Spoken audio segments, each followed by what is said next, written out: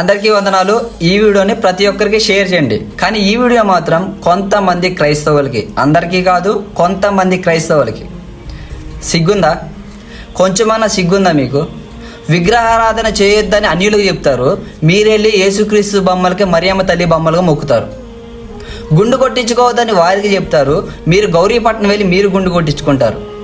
Cinema పాటలకి dance చేయొద్దని అన్యులకు చెప్తారు, మీరెళ్ళి యేసుక్రీస్తు పాటకి డ్యాన్స్ చేస్తారు.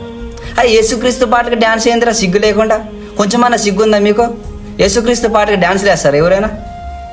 ఆరాధన అనేది నీకు నచ్చినట్టు చేయడం కాదు. బైబిల్లో ఒక ఆరాధన క్రమం ఇచ్చాడు, దేవుని ఎలా ఆరాధించాలో చెప్పాడు. దేవుడు చెప్పినట్టు చేస్తేనే దేవుడు అంగీకరిస్తాడు. నీకు నచ్చినట్టు, పాస్టర్కి నచ్చినట్టు చేయడం కాదు.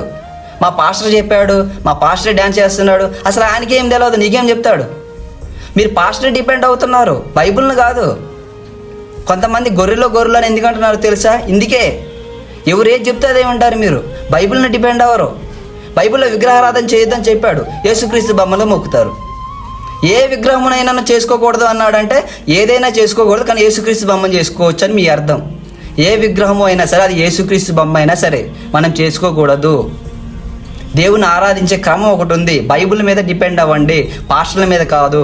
దయచేసి విగ్రహారాధన కావచ్చు, యేసుక్రీస్తు సంబంధించి మాలలు కావచ్చు, యేసుక్రీస్తు పాటలకి డ్యాన్స్ వేయొచ్చు అని చెప్పే బోధకులు కావచ్చు, వీరందరూ దేవునికి విరుద్ధంగా నడుచుకుంటున్నవారు, బైబిల్కు విరుద్ధంగా నడుచుకుంటున్నవారు. దయచేసి దేవుడికి నచ్చే ఆరాధన మనం చేద్దాం, నీకు నచ్చినట్టు నాకు నచ్చినట్టు కాదు. ఆమేన్.